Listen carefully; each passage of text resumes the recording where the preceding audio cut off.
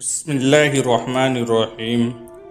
یوں تو ذی الحجہ کا پورا مہینہ ہی قابل احترام ہے، لیکن اس کے ابتدائی 10 دن تو بہت ہی فضیلت اور عظمت والے ہیں، جن میں بڑی بڑی عبادتیں جمع ہو جاتی ہیں، یعنی نماز، روزہ، حج اور قربانی۔ ان تمام خصوصیات کی بنا پر ذی الحجہ کے پہلے عشرے کی اہمیت اور افضلیت دو چند ہو جاتی ہے۔ غرض یہ کہ رمضان المبارک کے بعد یہ ایام اخروی کامیابی اور بخشش حاصل کرنے کا بہترین موقع ہیں۔ ہمیں ان بابرکت ایام میں بڑھ چڑھ کر نیک اعمال کرنا چاہیے۔ نبی کریم صلی اللہ علیہ وسلم کا ارشاد ہے کہ جب تم ذی الحجہ کا چاند دیکھ لو اور تم میں سے کسی کا قربانی کرنے کا ارادہ ہو تو وہ اپنے بال اور ناخن کاٹنے سے رک جائے۔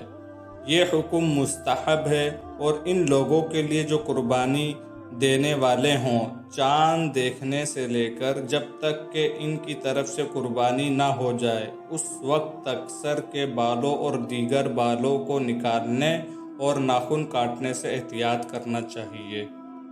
ام المؤمنین حضرت عائشہ صدیقہ رضی اللہ تعالیٰ عنہا سے روایت ہے کہ نبی اکرم صلی اللہ علیہ وسلم نے ارشاد فرمایا، ذی الحجہ کی 10 تاریخ کو کوئی نیک عمل اللہ تعالیٰ کے نزدیک قربانی کا خون بہانے سے بڑھ کر محبوب اور پسندیدہ نہیں، اور قیامت کے دن قربانی کرنے والا اپنے جانور کے بالوں، سینگوں اور کھروں کو لے کر آئے گا، اور یہ چیزیں اجر و ثواب کا سبب بنیں گی، اور قربانی کا خون زمین پر گرنے سے پہلے اللہ تعالیٰ کے نزدیک شرف قبولیت حاصل کر لیتا ہے، لہٰذا تم خوش دلی کے ساتھ قربانی کیا کرو۔